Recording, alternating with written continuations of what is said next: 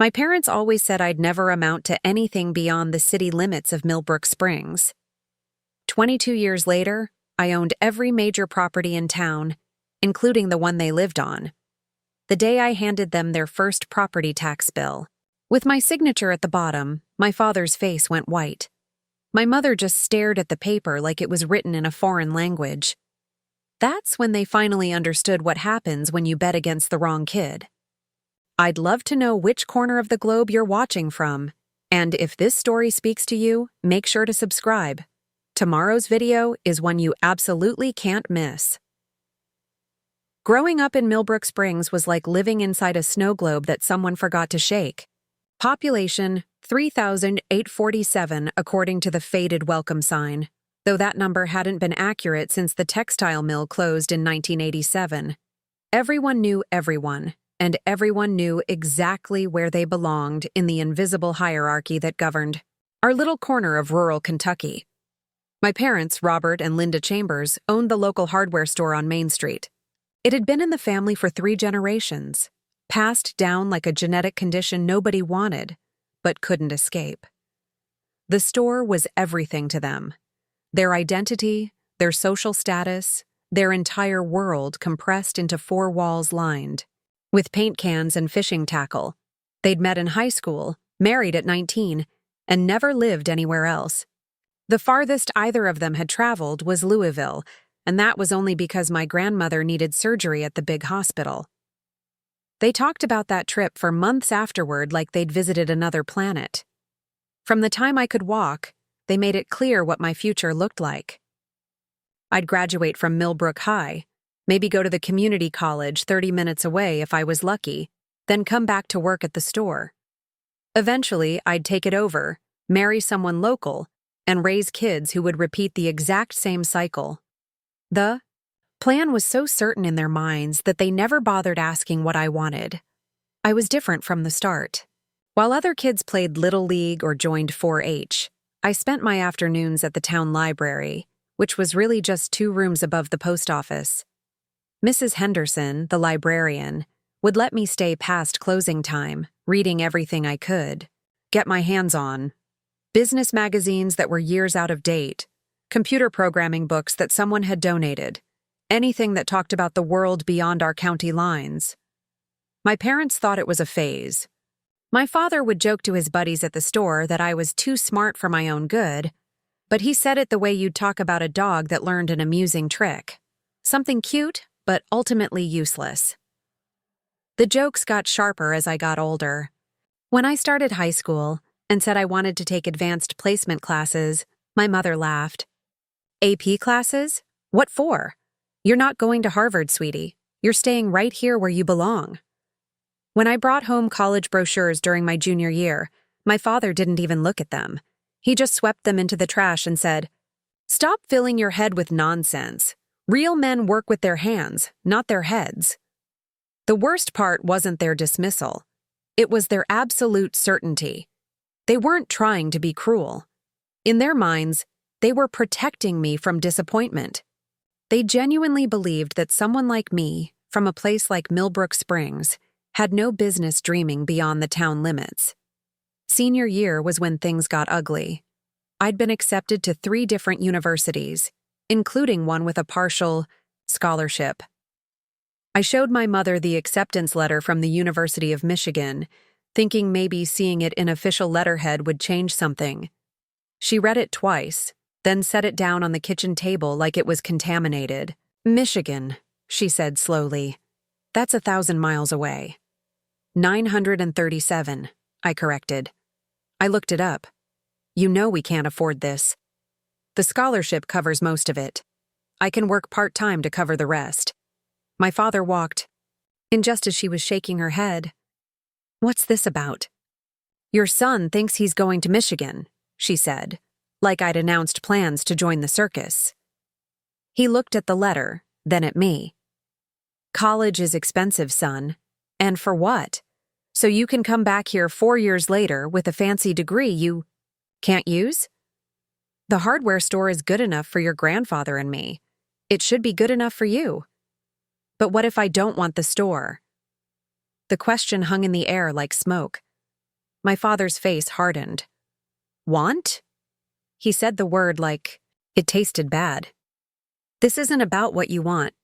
This is about responsibility, about family, about understanding your place. That phrase. Your place. I'd heard it my entire life. Your place is here. Your place is with us. Your place is small, manageable, safe.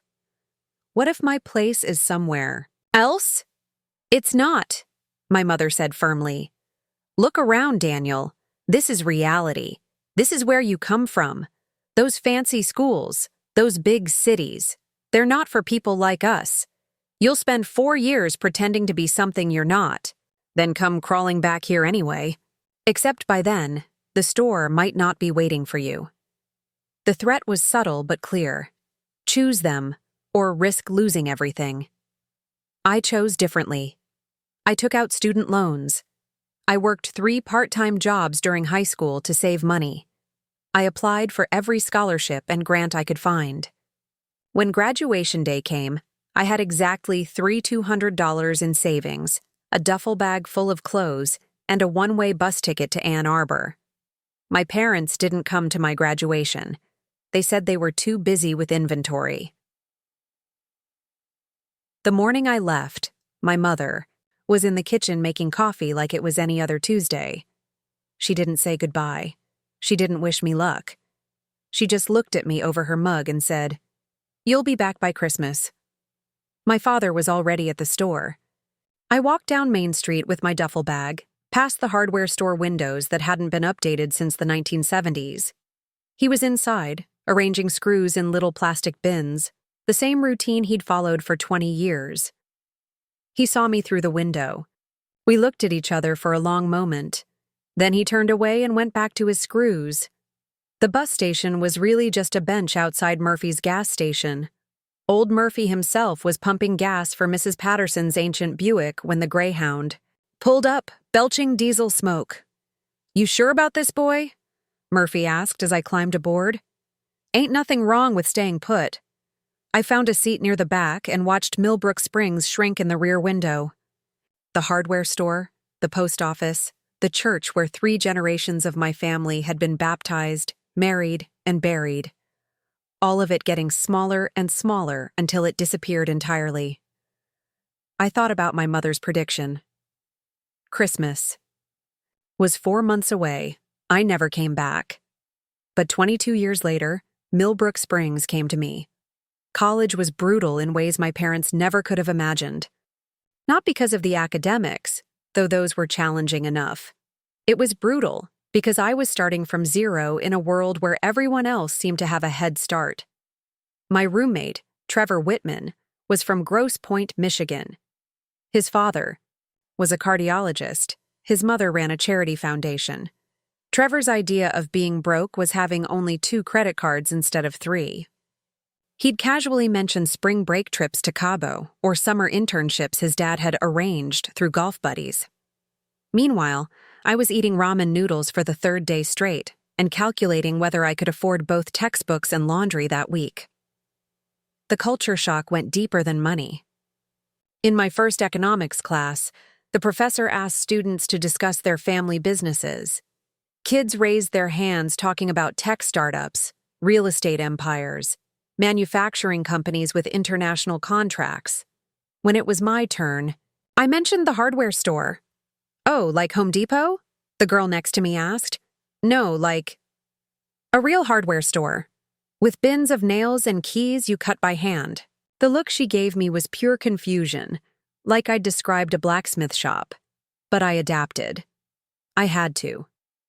While Trevor was pledging fraternities and going to keggers, I was working at the campus bookstore, tutoring other students in math, and washing dishes at a restaurant off campus. Some weeks I pulled 60 hours between work and classes. The isolation was the hardest part. Everyone else seemed to have networks, connections, safety nets. If they failed a class, Daddy would make a phone call. If they needed an internship, family friends had openings. If they wanted to start a business, there was seed money sitting in trust funds. I had none of that. What I had was hunger. By sophomore year, I'd figured out the game. While other kids were studying what they were passionate about, I was studying what paid. Computer science with a minor in business administration. Not because I loved coding, though I turned out to be good at it, but because I could see where the world was heading. This was 2003. Social media was just emerging. E-commerce was growing explosively. Everyone was talking about the internet changing everything, but most people my age were still thinking of it as a toy. I saw it as a ladder. Junior year, I started my first business. Nothing fancy, just a service helping local businesses in Ann Arbor build basic websites. I charged $500 for something that would cost $5,000 from a real web design firm, and I was faster than most of them. Word spread. Within 6 months, I had a waiting list. I hired 2 other students to help with the simpler projects while I focused on the more complex ones. By senior year, I was pulling in $3,000 a month on top of my regular jobs. I called home twice during college. Once sophomore year when my grandmother died, and once senior year to tell them I was graduating summa cum laude. The first call, my mother answered. She told me about the funeral arrangements, then asked when I was coming home. For the funeral, I said, I mean permanently. To take over the store. Your father's back isn't what it used to be. A lot of love and effort went into bringing this story to life. If you're enjoying it, we'd be so grateful if you'd subscribe to our channel. Now, back to where we left off. I explained that I was doing well in school, that I had business opportunities in Michigan. Business opportunities, she repeated flatly. Daniel, you're playing pretend up there. This computer stuff isn't a real career. It's time to come home and do something meaningful. The second call was worse. I'd just landed my first major client, a mid-sized manufacturing company that wanted a complete digital overhaul. The contract was worth $50,000, more money than my parents made in a good year at the hardware store. Dad, I said, I graduated yesterday. Top of my class. Congratulations, son. So when are you coming home? I'm not. I'm starting a company. Here. Silence. Then, a company doing what? Web development, digital marketing, e-commerce solutions. I don't know what any of that means. It means I'm helping businesses make money using the internet. The internet. He said it like I'd mentioned astrology. Daniel, you can't build a life on something that doesn't exist. It does exist, Dad. It's the future. The future is taking care of your family. The future is the store that's been feeding this family for 70 years. Stop chasing fantasies and come home. I tried to explain about my client, about the potential I was seeing, about the opportunities that were opening up. He cut me off. You know what your problem is? You think you're better than us. You think this little town isn't good enough for you. But you'll learn. The world's a lot bigger and meaner than you think. And when it chews you up and spits you out, don't expect us to be here waiting. That was the last time we spoke for 5 years. After graduation, I moved to Chicago. The web development business I'd started in college became Chambers Digital Solutions. By 2006, we were handling accounts for Fortune 500 companies. By 2008, even with the recession, we were pulling in 7 figures annually. I wasn't just surviving in the world beyond Millbrook Springs. I was thriving. The success felt hollow sometimes. I'd close $1 million deal and have nobody to call. I'd get featured in industry magazines and wonder if my parents would be proud if they knew. But I also remembered what my father had said about the world chewing me up, and there was satisfaction in proving him wrong. In 2010, I sold Chambers Digital Solutions to a larger firm for $12 million. Not retirement forever money, but enough to play with bigger ideas. That's when I started Precision Analytics, focusing on data-driven marketing solutions. The timing was perfect. Every company was drowning in information but starving for insights. We helped them turn data into strategy, strategy into revenue. By 2015, we had offices in Chicago, Atlanta, and Los Angeles. By 2018, we were going public. The IPO raised $85 million on the first day. I was 38 years old and worth just over $200 million. Around that time, I started getting curious about home. Not nostalgic, exactly, but curious. I hired a private investigator to do some research on Millbrook Springs, just to see how things had changed. The report was depressing. The town was dying. Population had dropped to just under 2,800. Main Street was half-empty storefronts. The textile mill had been demolished and turned into a parking lot that nobody used. Even the Walmart they'd built on the outskirts in 2005 had closed and moved to a bigger town 20 miles away. My parents were still there, still running the hardware store. But according to the financial records my investigator pulled, they were barely breaking even. Property values had collapsed. The younger generation was leaving as fast as they could, just like I had. The difference was, most of them weren't coming back with $200 million. That's when I started forming a plan. Not for revenge exactly. Revenge was too small a word for what I had in mind. This was about corrections, about showing them what happened when you bet against someone with enough persistence to prove you wrong. I started researching property records for Millbrook Springs. Commercial real estate, residential plots, undeveloped land. Everything was cheap, cheaper than I'd expected. The economic decline had driven values so low that I could buy significant portions of the town for what I'd spend on a nice house in Chicago. But I wasn't interested in just buying property. I was interested in buying control. The plan took shape slowly, carefully. I would acquire enough real estate to become the largest private landowner in Millbrook Springs. Then I would use that position to transform the town into something profitable. And in the process, I would show my parents exactly what their son, who would never amount to anything, was capable of achieving. The first purchase was a small office building on Main Street, 3 doors down from the hardware store. I bought it through a shell company, paid cash, and immediately began renovations. Nothing flashy, just bringing it up to modern standards. My parents had no idea their son was now their neighbor. The office building renovation sparked something in Millbrook Springs that hadn't been seen in years. Hope. Workers showed up every morning. Contractors from the county seat brought equipment and materials, and for the first time in a decade, something on Main Street was improving instead of deteriorating. My parents watched it all from their hardware store windows. According to the weekly reports I was getting from my property manager, Sarah McKenzie, they'd been asking questions. Who was the mysterious investor? What were they planning to do with the building? Why start with that particular property? Sarah was a local real estate agent I'd hired through an intermediary. She thought she was working for Meridian Development Group, which was technically true. What she didn't know was that Meridian Development Group was a subsidiary of a subsidiary that ultimately traced back to me. The beauty of corporate structures was their anonymity. I could buy half the town and nobody would know Daniel Chambers from Millbrook Springs was behind it. The second purchase came 3 weeks later, the old Murphy's gas station where I'd caught the bus to college. Murphy had died the previous year, and his kids were eager to sell.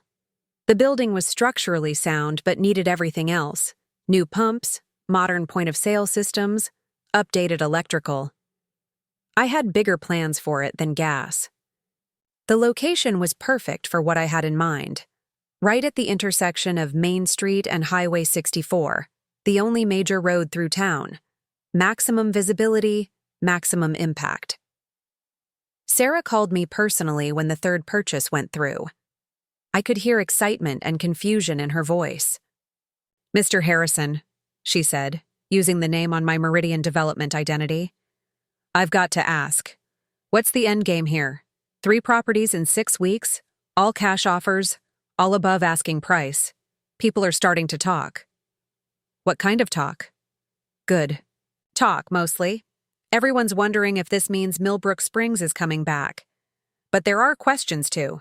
Some folks are worried about outside investors coming in and changing everything." That made me smile, change was exactly what I had in mind. The fourth property was more ambitious, the abandoned textile mill site. 43 acres of prime real estate, sitting empty since they demolished the buildings in 2012. The town council had been trying to attract developers for years, offering tax incentives and zoning flexibility. I bought it for $1.2 million, which was probably 3 times what anyone else would have paid. But I wasn't interested in getting a deal. I was interested in making a statement. The purchase made the front page of the Millbrook Springs Gazette, all 6 pages of it. The headline read, "Mystery Developer Buys Mill Site, Promises Jobs." Sarah had given them a carefully crafted quote about bringing sustainable economic development and employment opportunities to the region. My father called Sarah's office that afternoon. She told me about it during our weekly check-in. Mr. Chambers from the hardware store wanted to know if Meridian was hiring locally for the mill project, she said. He seemed very interested in the construction contracts. Robert Chambers, asking about work. The man who'd built his entire identity around self-reliance was inquiring about opportunities from the mysterious outside investor. The irony was perfect. Properties 5 through 12 came in rapid succession over the next 4 months. The old bank building, 2 residential blocks on the north side of town, a warehouse that had been sitting empty since 2003, the former Dairy Queen, even the little strip mall where I'd bought comic books as a kid. Each purchase was strategic. I wasn't just accumulating real estate, I was accumulating leverage. Every property I owned was one less option for anyone who might want to oppose whatever I decided to do next. By winter of 2019, I owned 63 individual properties in Millbrook Springs, including most of the commercial district and nearly a quarter of the residential housing. The total investment was just under $8 million pocket change compared to my net worth, but it represented the largest private development project in the town's history. That's when I decided it was time to make my presence known.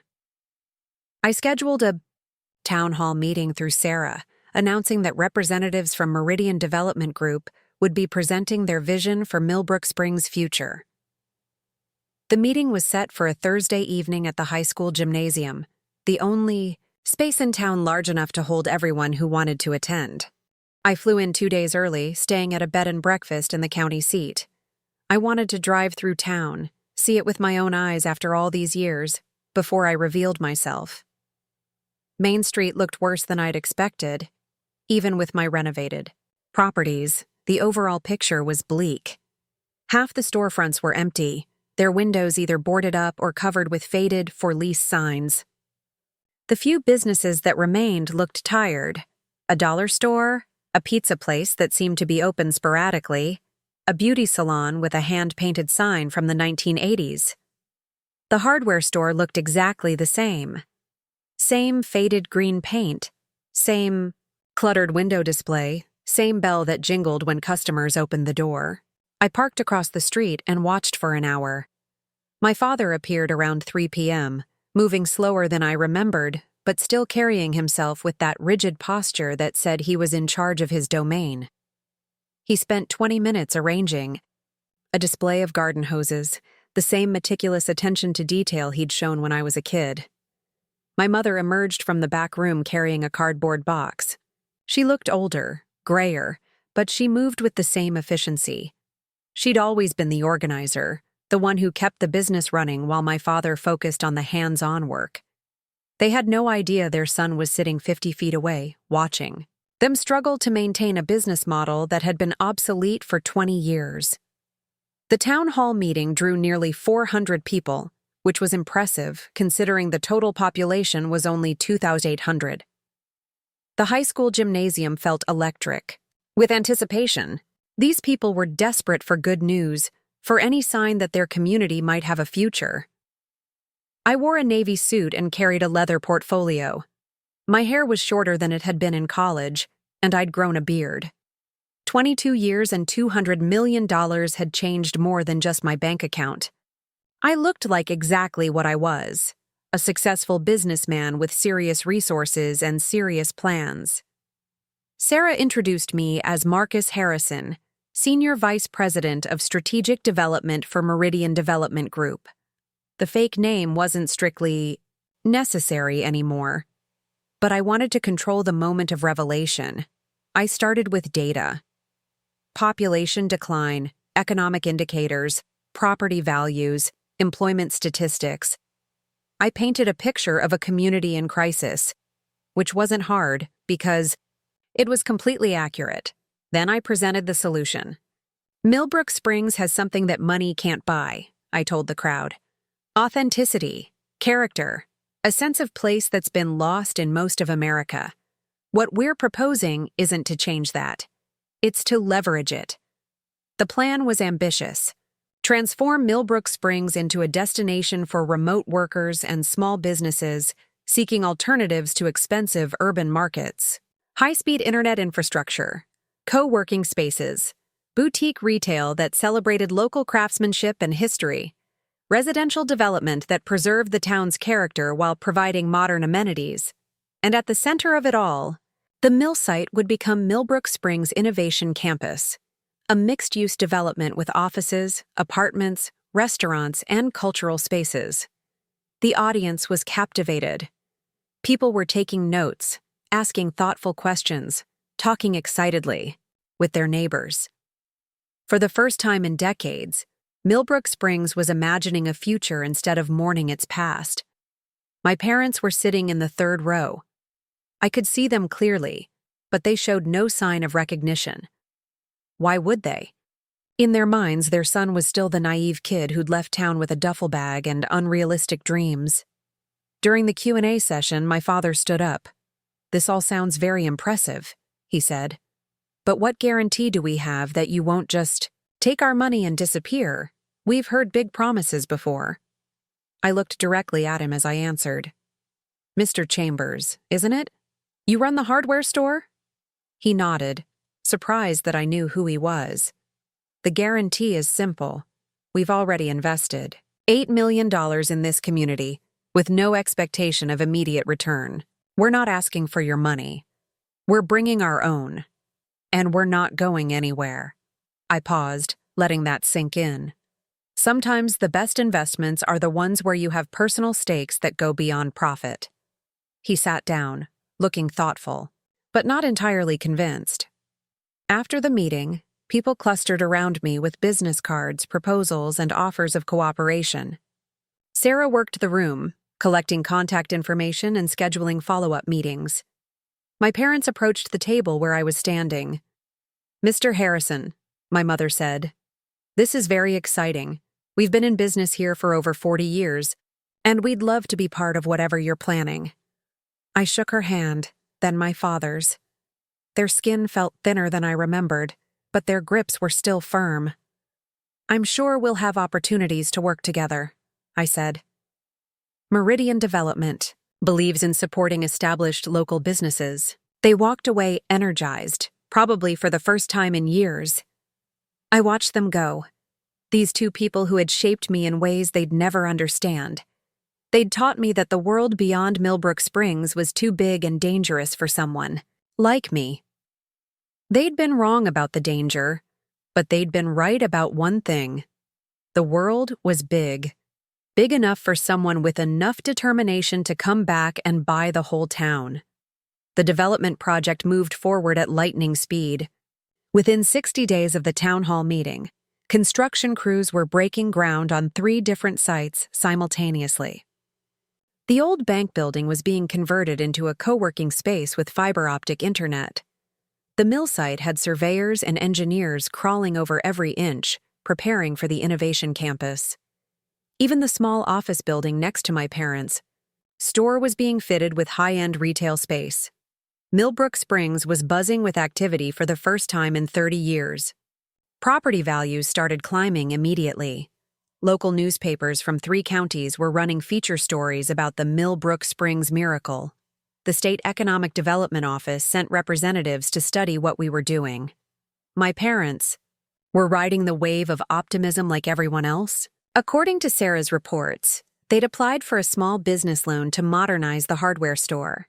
New inventory management systems, updated displays, expanded product lines. They were finally acknowledging that the world had changed since 1985. But I wasn't ready to reveal myself yet. There was more work to do. The key was establishing myself not just as an investor, but as the person who controlled Millbrook Springs' future. Every major decision had to go through me. Every permit, every zoning change, every business license.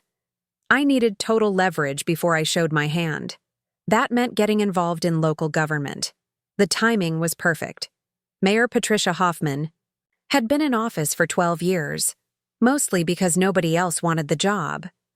She was well-meaning, but completely overwhelmed by what was happening.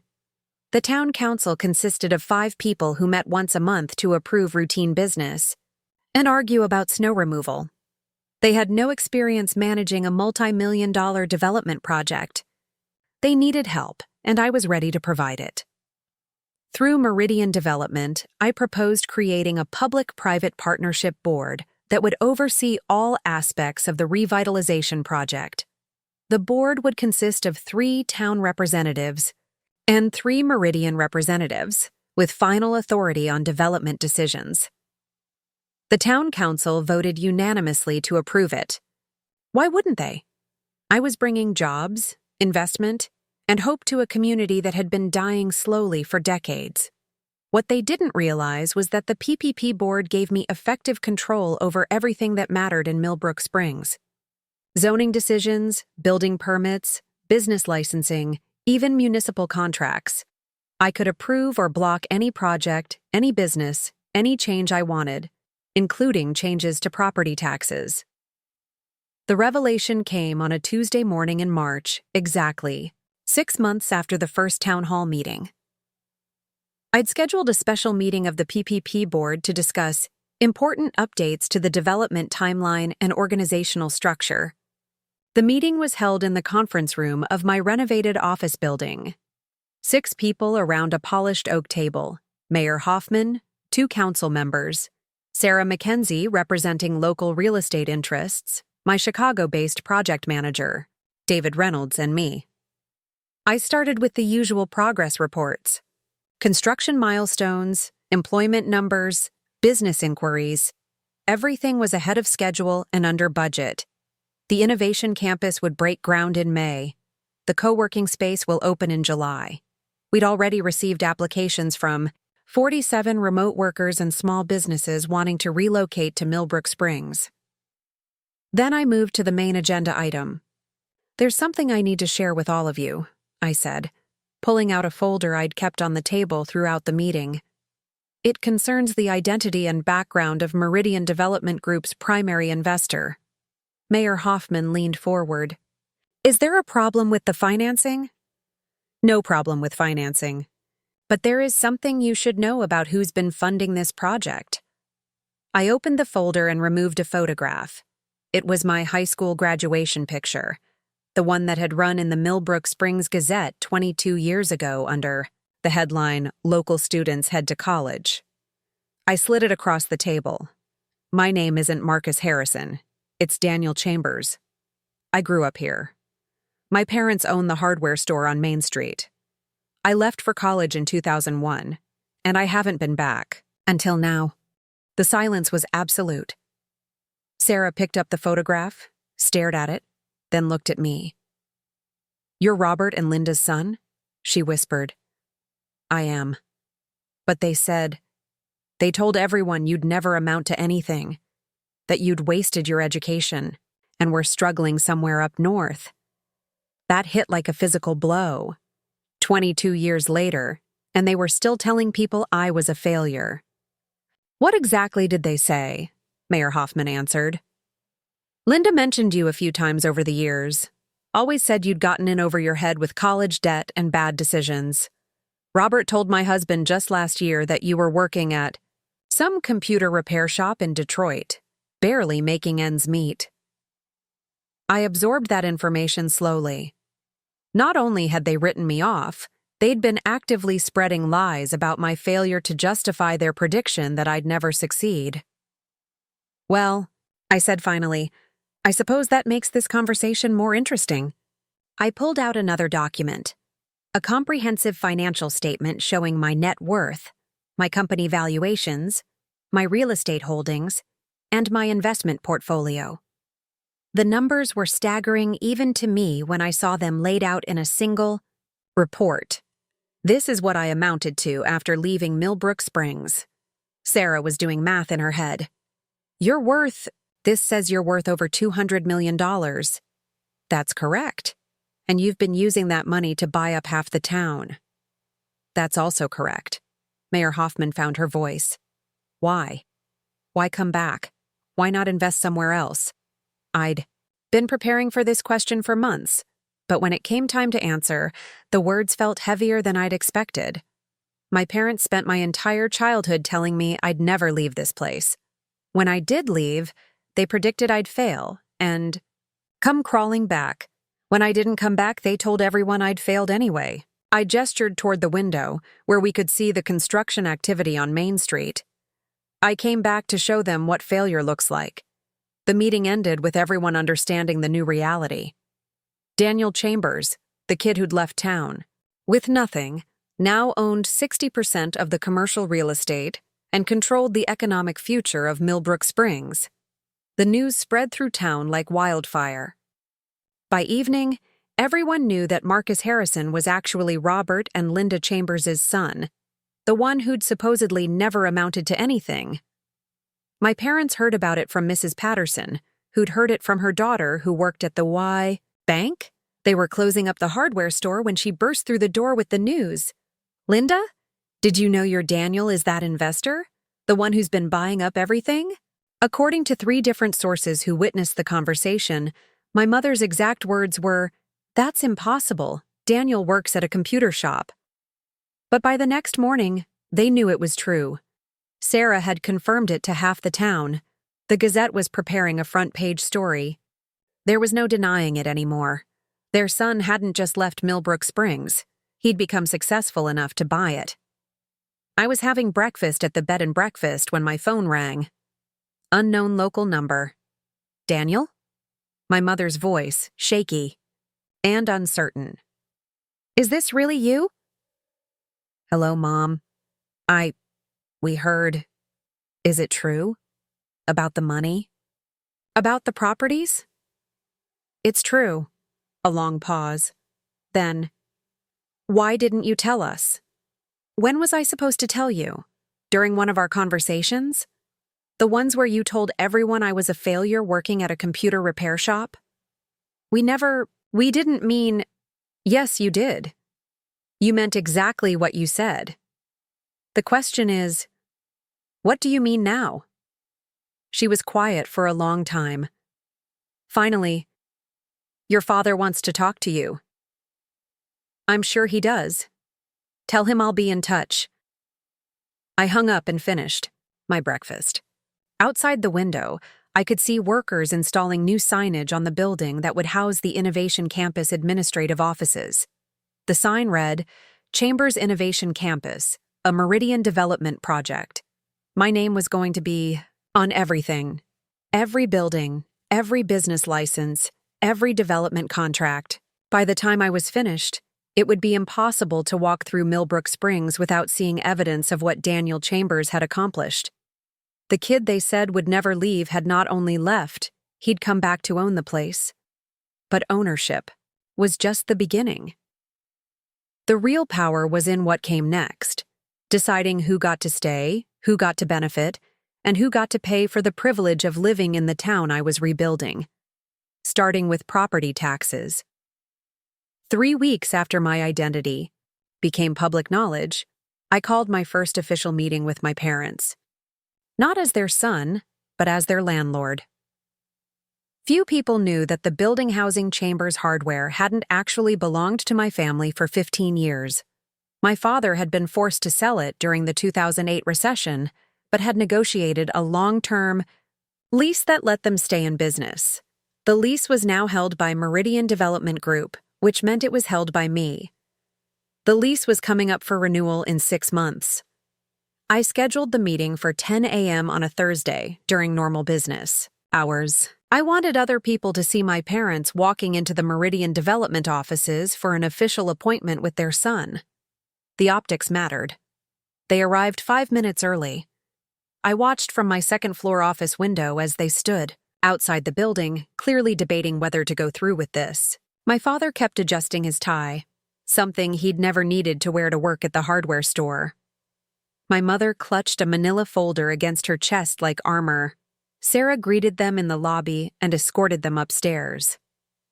I'd positioned myself behind the large desk in what had become my permanent Millbrook Springs office, surrounded by architectural plans, financial reports, and signed contracts. The visual message was clear. This was my domain now. My father entered first, moving with that stiff pride he'd carried my entire childhood. My mother followed, her eyes darting around the room, taking in the evidence of everything they'd been wrong about. "Mom! Dad!" I gestured to the chairs across from my desk. "Please, sit down." The formality felt strange but necessary. This wasn't a family reunion. This was a business meeting between a property owner and his tenants. "Daniel," my mother started, "this is all so overwhelming," I suggested. "I imagine it is. 22 years is a long time to be wrong about someone." My father finally spoke. "We came here to talk, not to be lectured." "Good. Then let's talk business." I opened the folder, containing their lease agreement. "Your current lease expires September 30th. The terms were quite generous when you signed them. Below market rent, minimal escalation clauses, very tenant-friendly language." "We've never missed a payment," my mother said quickly. "That's true. You've been model tenants. The question is whether that arrangement still makes sense for either of us." I slid a document across the desk. It was a property assessment report showing the current market value of their building and comparable retail spaces in the region. "This building is now worth 4 times what it was when you signed your lease. The location has become prime real estate. With the Innovation Campus opening next month and the co-working space already at capacity, commercial property values are continuing to rise." My father studied the numbers. I could see him doing calculations, his face growing paler as he realized the implications. "What exactly are you saying?" "I'm saying the old lease terms don't reflect current market realities. If you want to renew, we need to discuss new terms." I handed them another document, a proposed lease renewal. The monthly rent was triple their current rate. My mother's sharp intake of breath was audible. "Daniel, we can't afford this." "Then, perhaps it's time to consider other options." "Other options like what?" "Retirement, selling the business, finding a smaller location outside the main commercial district." The word retirement hit my father like a slap. He'd built his entire identity around being the hardware store owner, the man who provided practical solutions to practical problems. Taking that away would leave him with nothing. "You're trying to force us out," he said. "I'm trying to run a business. This is what market-rate commercial real estate costs in Millbrook Springs now. Thanks to my investment, property values have recovered to levels that make sense for property owners." "Your investment," my mother repeated. "You mean your revenge." The word hung in the air between us. She'd finally said what we were all thinking. "Revenge suggests anger," I said calmly. "I'm not angry. I'm simply applying the same principles. You taught me." "What principles?" "That the world is bigger and meaner than small-town people can handle. That success requires understanding your place. That family businesses need to adapt or die." I stood up and walked to the window overlooking Main Street. From this angle, I could see directly into the hardware store. "You spent 18 years telling me I'd never succeed outside Millbrook Springs. When I did succeed, you told the entire town I was a failure. You created a narrative where your son was exactly what you predicted, someone who couldn't handle the real world." I turned back to face them. The problem with that narrative is that it was false. I didn't fail. I built something extraordinary. And now I'm back to correct the record. By destroying our business? by treating you exactly the way you'd treat any other tenant who couldn't afford market rates. No special favors, no family discounts, just business. My father stood up abruptly. This is our life's work. That store is everything we've built together. And you're welcome to keep building it. At market rates, in a location you can afford, according to the principles of capitalism that you always said would separate the strong from the weak. The meeting ended with them taking the lease proposal and promising to respond within 30 days. They walked out looking like they'd aged a decade in an hour, but the lease renewal was just the beginning. 2 days later, I implemented the new property tax assessment for all Meridian Development Holdings. Since I now owned most of the town's commercial district, and since property values had increased dramatically due to my investments, the tax implications were substantial. For most property owners, this was good news. Their assets were worth more, and the increased tax revenue would fund improvements to schools, roads, and municipal services. For my parents, whose building I owned but who were responsible for property taxes under their lease agreement, it meant their annual tax bill increased from $2,400 to $9,600. The bill arrived on a Friday afternoon. Sarah called me within an hour. "Your parents are here," she said. "They're very upset about the tax assessment." "Are they now?" "Daniel, maybe you should talk to them. Your mother is crying." I considered that. My mother, who had raised me to be practical and unsentimental, was crying over a tax bill that represented less than I spent on dinner at nice restaurants. Tell them they can schedule an appointment if they want to discuss the assessment. Regular business hours, just like any other property concern. They didn't schedule an appointment. Instead, they spent the weekend trying to find alternatives. According to my network of sources throughout the town, and by now I had sources everywhere, they visited 3 banks asking about business loans. They contacted 2 commercial real estate agents about cheaper locations. They even drove to the county seat to explore options there. What they discovered was that I controlled more than they'd realized. The banks were hesitant to lend against a business whose location was uncertain. The real estate agents had limited inventory, and what they had was either too expensive or too small. Moving to another town would mean starting over with no established customer base. Monday morning, my father came to see me alone. He looked exhausted, like he hadn't slept in days. When Sarah brought him to my office, he sat down heavily and stared at his hands for a long moment before speaking. "What do you want from us?" "I want you to understand what success looks like." "Success? You call destroying your parents' livelihood success?" "I call correcting a false narrative success. I call demonstrating actual achievement success. I call this town, who really never amounted to anything successful." He was quiet for a while. Then, "You know, I always wondered what happened to that angry little boy who used to sit in his room reading books about places he'd never see. That angry little boy grew up to buy those places. And now what? You've proven your point. You've shown everyone how powerful you are. What happens next?" It was a fair question. I'd spent years planning this moment, but I hadn't thought much about what came after the victory. What happens next is that you acknowledge reality. I'm not the failure you told everyone I was. I'm not the naive kid who left town with unrealistic dreams. I'm the son who succeeded beyond anything this town has ever seen. And if we acknowledge that, then maybe we can discuss terms that work for everyone. Terms? I pulled out another document, one I'd prepared but hadn't planned to offer so soon. A revised lease proposal, reduced rent in exchange for certain considerations. He read through it carefully. The rent was still higher than their current rate, but manageable. In exchange, they would be required to acknowledge publicly that their son Daniel Chambers was the investor behind Millbrook Springs revitalization.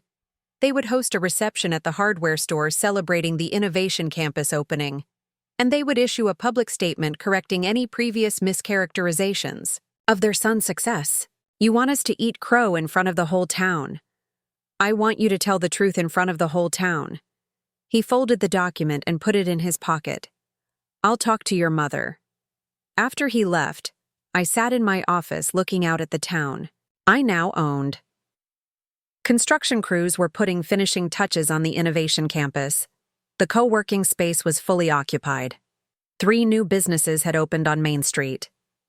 Property values were up 300% from when I'd started buying.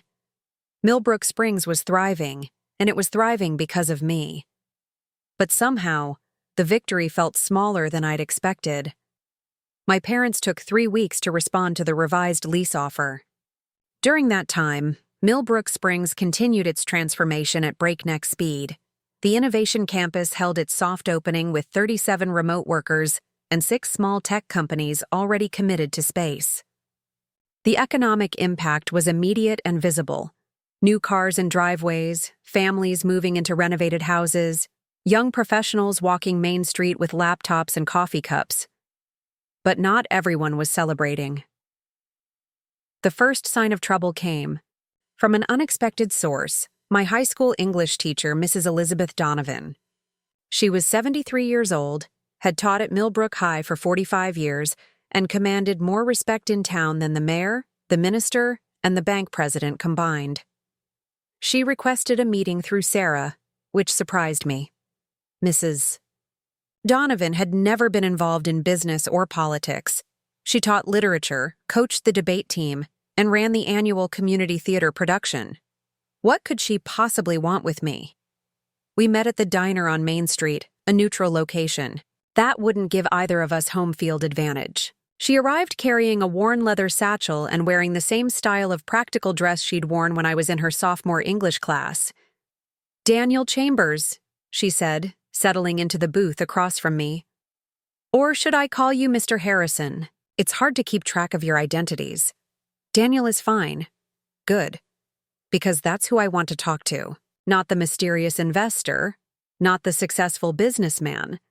The boy I taught to write persuasive essays." She ordered coffee and waited for the waitress to leave before continuing. "I've been watching what you're doing here. The development, the investments, the changes. It's impressive work." "Thank you." "I didn't say it was good work. I said it was impressive. There's a difference." She opened her satchel and pulled out a manila folder. "I've been teaching in this town for 45 years. I've seen 3 generations of families come through my classroom. I know their stories, their struggles, their secrets." She spread several documents on the table between us. Property transfer records, tax assessments, lease agreements. She'd done her homework. "What you're doing to your parents is cruel." The directness caught me off guard. "What I'm doing is business." Business. She repeated the word like it tasted bitter. "Is that what you call using your wealth to systematically destroy the people who raised you?" The people who raised me spent 22 years telling everyone I was a failure. They created a false narrative about my life to make themselves feel better about their choices. And now you're creating a false narrative about theirs. How is it false? They can't afford market rate rent. They can't adapt to economic reality. Everything I'm asking of them is standard business practice. Mrs. Donovan leaned back in her chair and studied me with the same expression she'd used when I'd turned in a poorly reasoned essay. "Let me tell you a story, Daniel.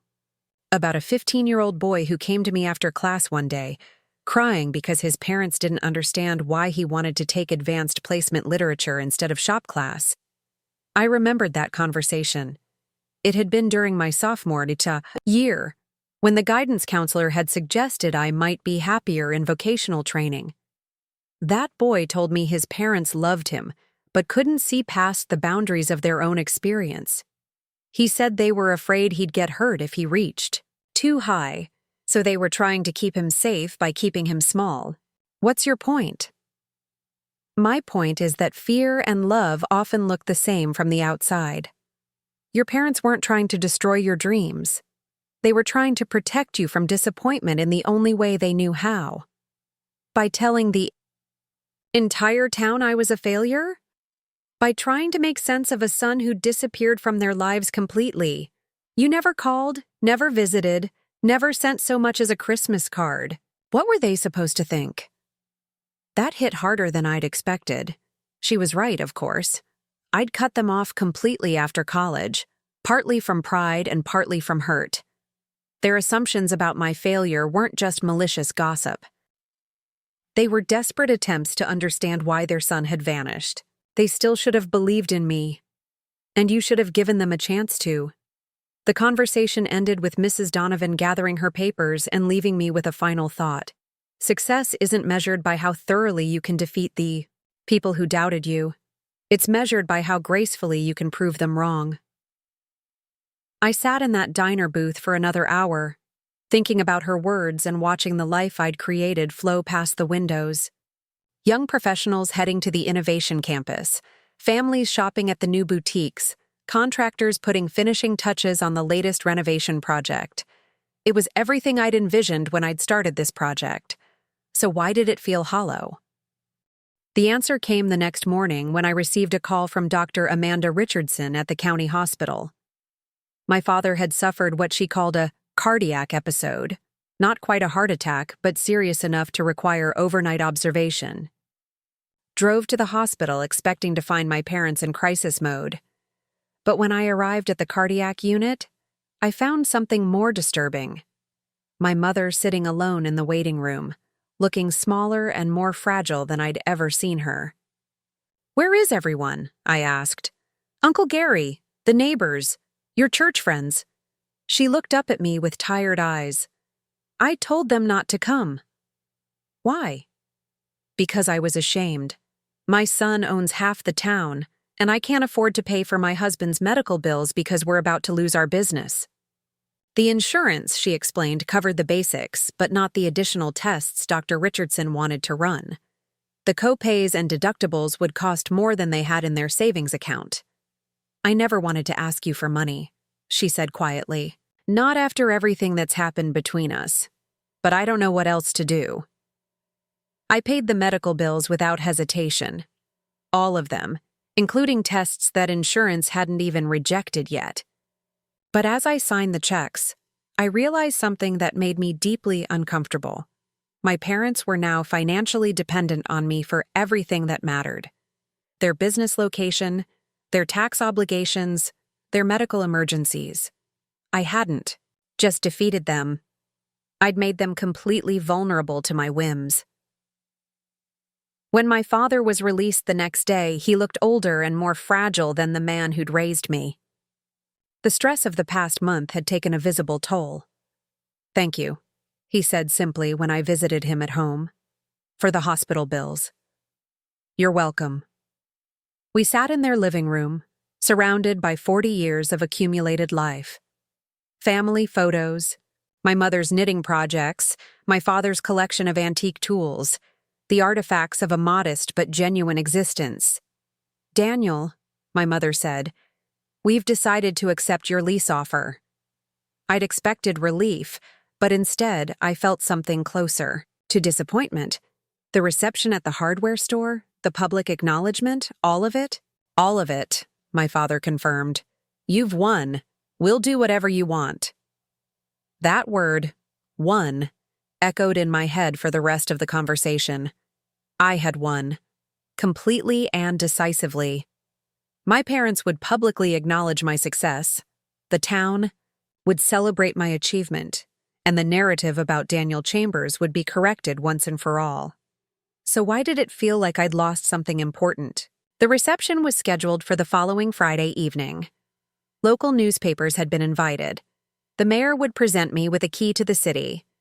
My parents would host the event at their store and introduce me as both their son and the visionary behind Millbrook Springs Renaissance. It would be my complete vindication, the moment I'd been working toward for years.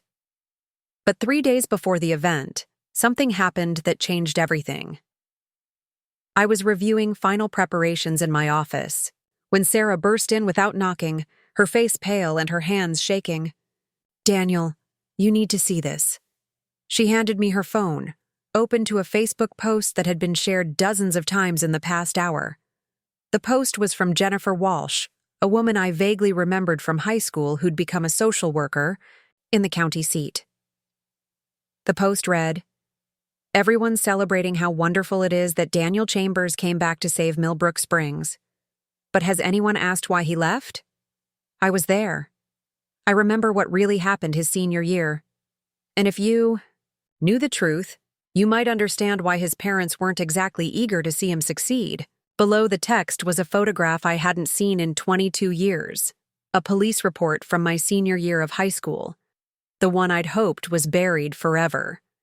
My carefully constructed narrative was about to collapse, and this time, I wouldn't be able to control how the story ended.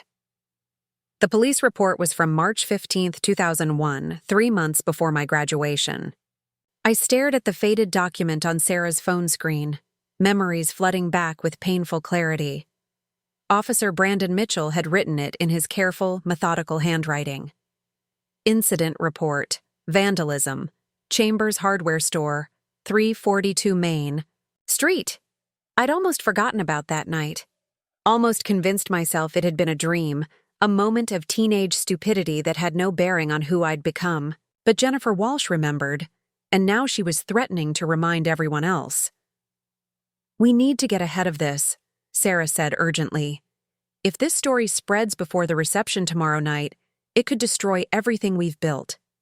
I sat down heavily in my chair, my mind racing through the implications. The police report told only part of the story, but it was the part that would matter most to people looking for reasons to tear down what I'd accomplished.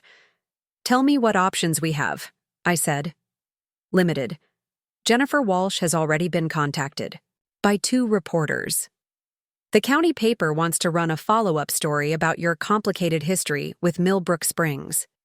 And there's talk of postponing the reception until people can better understand the full context." I looked out my office window at the hardware store across the street. My parents were inside, probably arranging inventory and preparing for what they thought would be their moment of public humiliation followed by financial salvation. They had no idea that their son's past was about to explode across social media and possibly destroy the very empire he'd built to impress them. "I need to see Jennifer Walsh." "Daniel, I don't think that's—" "Set up the meeting today. And Sarah? Find out exactly what she remembers and what she's willing to share." Jennifer agreed to meet me at Murphy's old gas station, now converted into a trendy coffee shop called Junction Cafe. The irony wasn't lost on me. Sitting in the same spot where I'd caught the bus to my supposed failure, now discussing the truth about why I'd really left town. She arrived 10 minutes late, carrying herself with the confidence of someone who held all the cards. At 39, she'd grown into a striking woman with prematurely gray hair and intelligent eyes that missed nothing. I remembered her as quiet but observant, the kind of student who saw everything but said little. "Danny Chambers," she said, using my high school nickname as she sat down across from me. "You've certainly made quite an impression coming back to town." "Jennifer, it's been a long time. Not long enough, apparently." She pulled out her phone and set it on the table between us. "Let's talk about March 15th, 2001. The night came back in vivid detail. I'd been 17, furious after another fight with my parents about college applications. They'd torn up my acceptance letter from Northwestern, claiming they couldn't afford to help and wouldn't support me wasting money on pipe dreams. I stormed out of the house around 11 p.m. and wandered downtown, eventually ending up at the hardware store. My father's kingdom, the place that represented everything I was supposed to become and everything I was desperate to escape. I'd had a beer I'd stolen from our refrigerator, liquid courage that made breaking the front window seem like poetic justice instead of felony vandalism. I'd thrown a brick with a note attached. "This is what happens when you kill dreams." "You were there," I said to Jennifer. It wasn't a question. I was coming home from my job at the movie theater. Saw you throw the brick, saw you run. I also saw you come back 20 minutes later to clean up the glass. That detail wasn't in the police report. Officer Mitchell had arrived after I'd fled the scene the first time, but he'd missed my return when guilt and fear overcame anger. "You came back with a broom and a trash bag," Jennifer continued. "You swept up every piece of glass, left money, taped to the door to pay for the window, and wrote another note apologizing. But you didn't tell the police about that part. No, I didn't tell them about any of it. That surprised me. Why not? Because I knew your parents. I knew what kind of pressure you were under. And I knew that if you got arrested 3 months before graduation, you'd never make it out of this town. I sat back, processing this information. Jennifer Walsh, a girl I'd barely spoken to in high school, had potentially saved my entire future by keeping quiet about witnessing my crime. So why bring it up now? Because I've been watching what you're doing to them, and it's not justice. It's cruelty disguised as success. She leaned forward, her voice dropping to barely above a whisper. Do you know what your parents told people after the window was broken? I shook my head. They said it was probably kids from another town. They never suspected you, even though the note was in your handwriting. Your father spent 3 days calling glass companies trying to find the best price for repairs. Your mother organized a neighborhood watch because she was worried about crime affecting other local businesses. The guilt hit me like a physical blow. I'd been so focused on my own anger and hurt that I'd never considered how my actions had affected them. And when the insurance investigator suggested it might have been an inside job, Jennifer continued, your father got so angry he threw the man out of the store, said no one in his family would ever damage something they'd worked so hard to build. I closed my eyes, remembering the days after the incident. My parents had seemed stressed and worried, but they'd never accused me. They'd never even questioned why I'd been so quiet and guilty-looking. They protected you, Jennifer said. Even when you gave them every reason to suspect you, they protected you.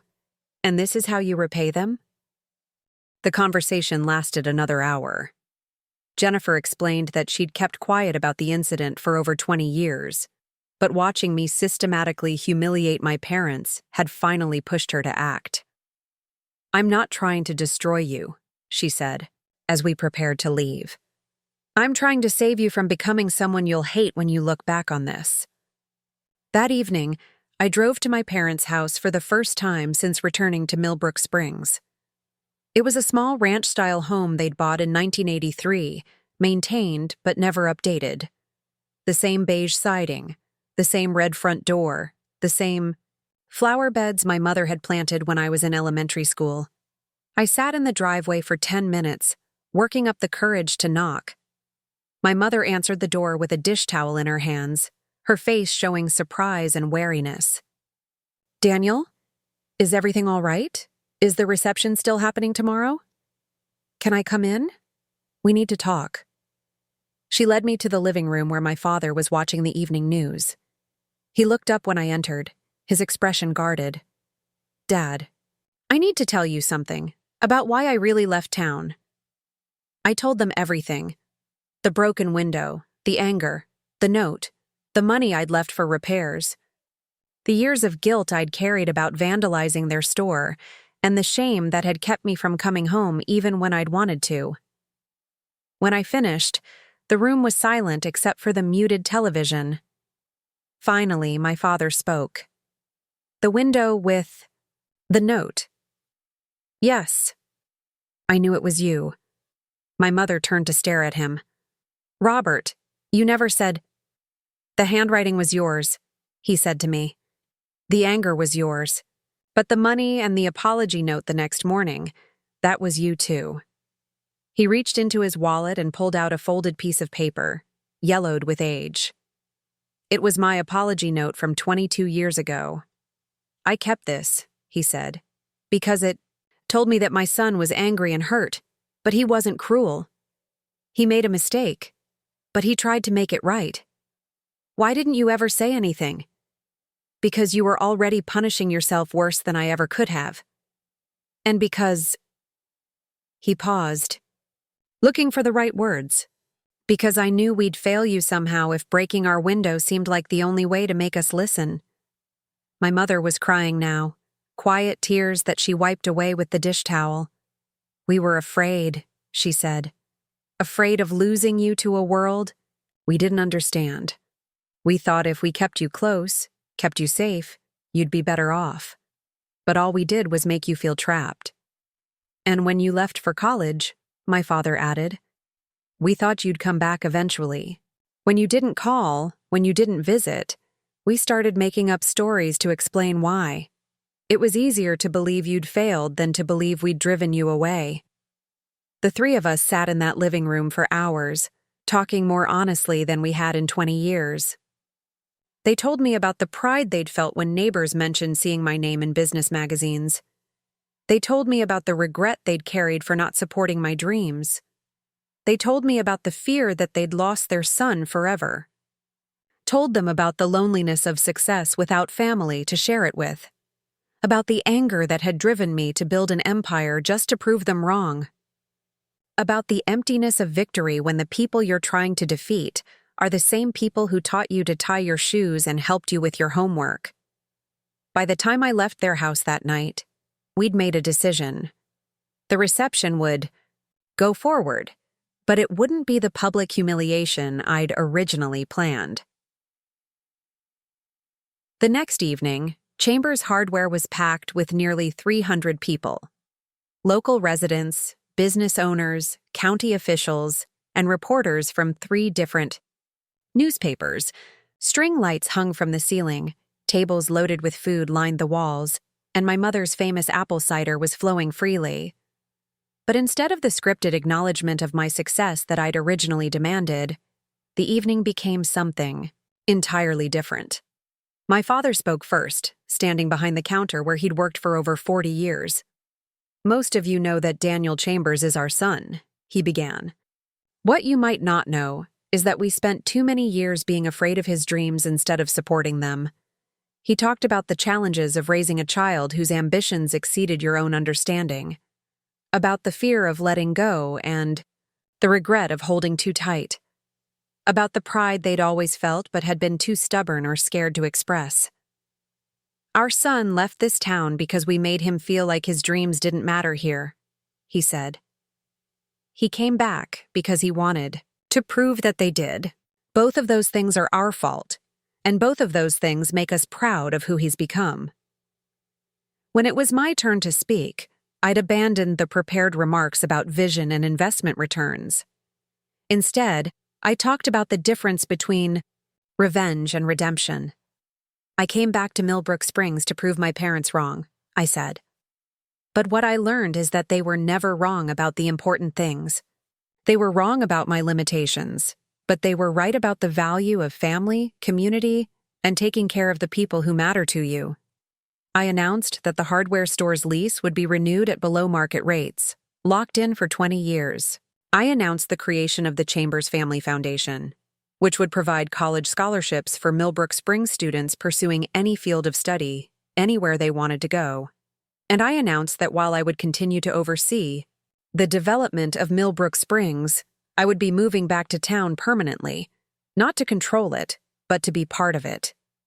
The evening ended with my mother showing off the renovations we'd planned for the hardware store, not to modernize it, out of recognition, but to honor its history while making it sustainable for the future.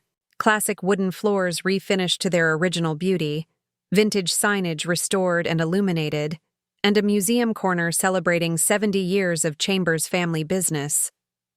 6 months later, I was living in a restored Victorian house 2 blocks from Main Street, close enough to walk to work, but far enough to give my parents their space.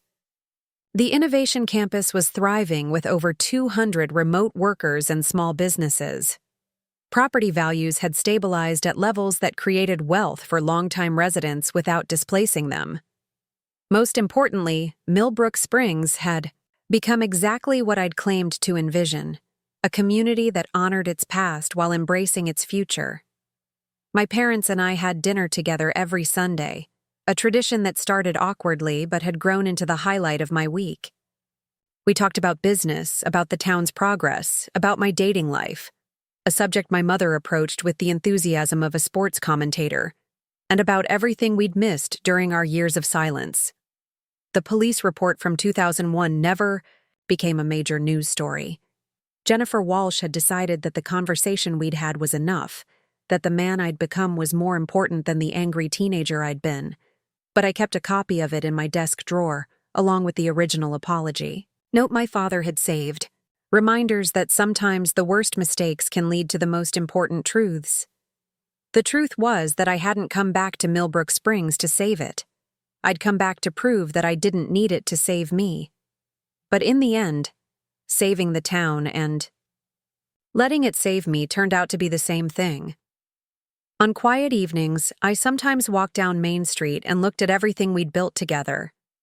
The Innovation Campus is humming with activity, the co-working spaces filled with young entrepreneurs, the restored storefronts housing thriving businesses. The hardware store, still anchored by my parents but now supported by a foundation that would outlive all of us. It wasn't the revenge I'd planned. It was something better. It was home. Looking for more? We've got 2 amazing stories ready for you right on screen. If this one touched you, these are absolutely worth your time. Click to watch them now. And hey, subscribe and hit that bell to never miss our latest uploads.